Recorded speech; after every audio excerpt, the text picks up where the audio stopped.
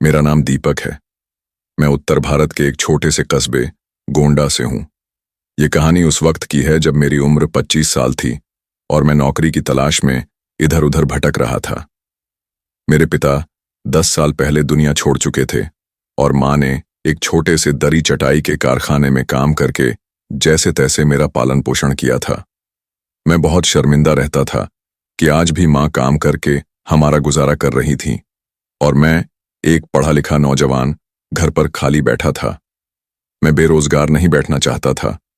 सुबह निकलता, अखबारों में छपी नौकरियों की जानकारी इकट्ठा करता और इंटरव्यू के लिए लंबी लंबी कतारों में खड़ा होता, मगर कहीं कोई सफलता नहीं मिल रही थी। एक दिन मेरा पुराना दोस्त विनीत मिला, जो अब एक प्राइवेट अस्पताल में काम कर रहा था। हमने चाय की दुकान पर बैठकर लंबी बातचीत की। उसने मुझे बताया कि एक अमीर परिवार को एक वार्ड बॉय या सहायक की जरूरत है जो उनके दादाजी की देखरेख करे। जगह थोड़ी अजीब है, शहर से दूर एक पुरानी हवेली के पास, लेकिन तनख्वाह बहुत अच्छी है।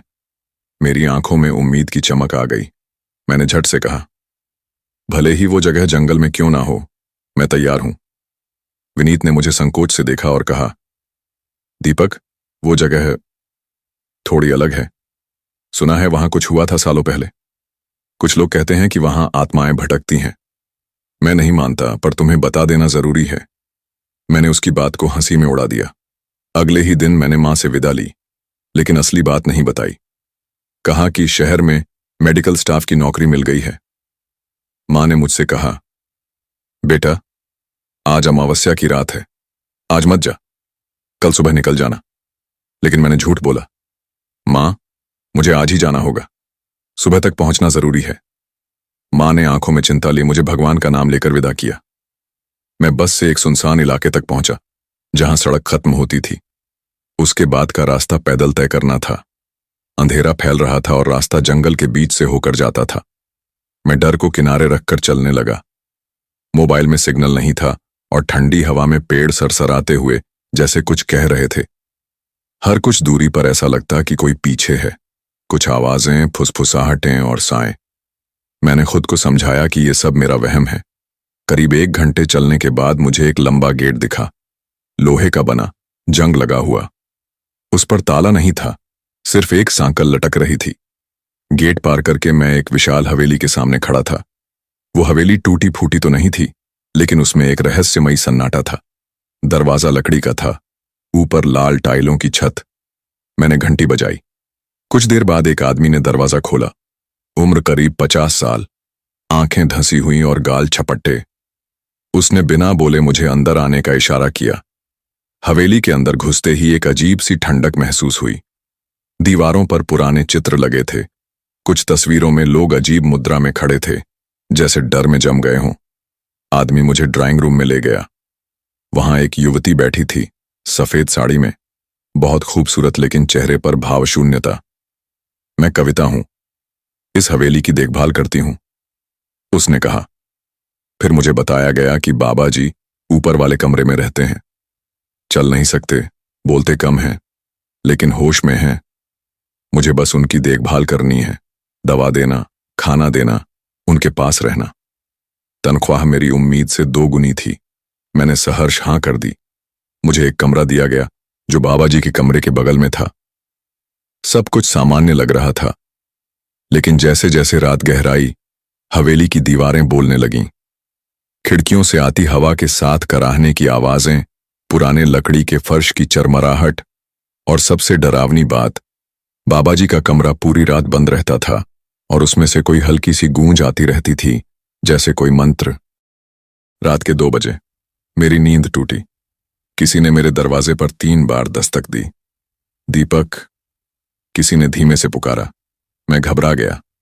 दरवाजा खोला तो सामने कोई नहीं था, मगर फर्श पर गीले पांवों के निशान थे, जो बाबा जी के कमरे से आते हुए मेरे कमरे तक आए थे और वापस नहीं गए थे।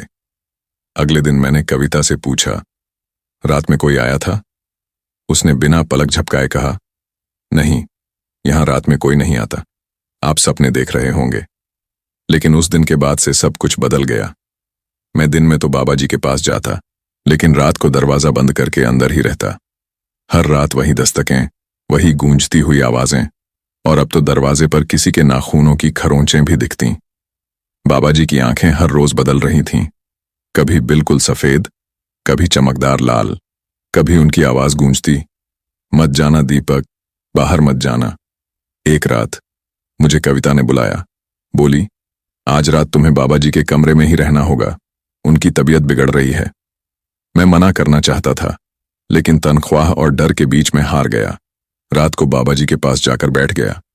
वो लेटे थे, आंखें बंद, लेकिन होंठ धीरे धीरे कुछ बुदबुदा रहे थे। तभी कमरे की लाइट झपकने लगी और फिर एक तेज झटका, जैसे पूरी हवेली कांप गई हो। बाबा जी अचानक उठ बैठे। उनकी आंखें पूरी तरह सफेद थीं। उन्होंने मुझे पकड़ा और कहा, भाग दीपक, अब भी मौका है। ये हवेली प्यासे सायों का घर है, जो एक बार आता है उसका नाम मिटा दिया जाता है। मैंने झटके से खुद को छुड़ाया और भागने लगा। सीढ़ियां नीचे उतरते हुए हर कोने में मुझे परछाइयां दिखने लगीं। दीवारें लाल हो चुकी थीं, जैसे खून रिस रहा हो। कविता अब मेरी राह रोककर खड़ी थी। उसकी आंखें अब शून्य में थीं और उसने धीरे से कहा, कहाँ जाओगे दीपक? अब तुम भी हमारे जैसे हो चुके हो। उसकी हंसी खौफनाक थी। पीछे पलटकर देखा तो बाबा जी अब हवेली के दरवाजे पर खड़े थे। उनकी पीठ झुकी नहीं थी, वो एकदम सीधा खड़े थे और हवा में तैरते लग रहे थे। मैंने मां के दिए लॉकेट को कसकर पकड़ा और जोर से हनुमान चालीसा का पाठ करने लगा। हवेली की दीवारें दरकने लगीं, परछाइयां छटपटाने लगीं। कविता चीखने लगी। बाबा जी की आवाज गूंजी, जाओ दीपक और लोगों को बताओ कि ये हवेली प्यासे मृतकों की पनाहगाह है। यहां जो आता है उसकी आत्मा छीन ली जाती है। दरवाजे की सांकल अपने आप टूट गई। मैं दौड़ते हुए बाहर आया। रास्ता अंधेरे में भी मुझे याद था। साए अब भी पीछा कर रहे थे, मगर मंत्रों की गूंज से वो मुझसे दूरी बनाए हुए थे। जंगल पार करके जब मैं मुख्य सड़क पर पहुंचा, तब सुबह की रोशनी फूट रही थी। एक राहगीर ने मुझे बेहोश देखा और अस्पताल पहुंचाया। जब होश आया, मां मेरे पास थी। मैं रो रहा था, थर थर कांप रहा था। मां ने मुझे गले लगाया और कहा, बेटा, तुझे मेरा कहाँ मानना था। अमावस्या की रात कभी किसी अनजानी जगह मत जाना। उस दिन के बाद मैं कई हफ्ते चुप रहा, फिर धीरे धीरे ठीक हुआ। नौकरी नहीं की, लेकिन मां के साथ छोटी सी दुकान खोल ली। अब हर अमावस्या की रात मैं मंदिर में रात भर बैठता हूं। कभी कभी रात को कोई फिर वही आवाज देता है, दीपक।